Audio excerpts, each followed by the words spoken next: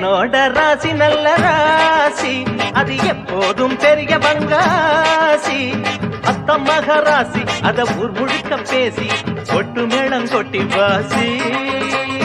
அத்த மகராசி அத ஊர் முழுக்க பேசி கொட்டு மேளம் கொட்டி வாசி. என்னோட ராசி நல்ல ராசி, அது எப்போதும் பெரிய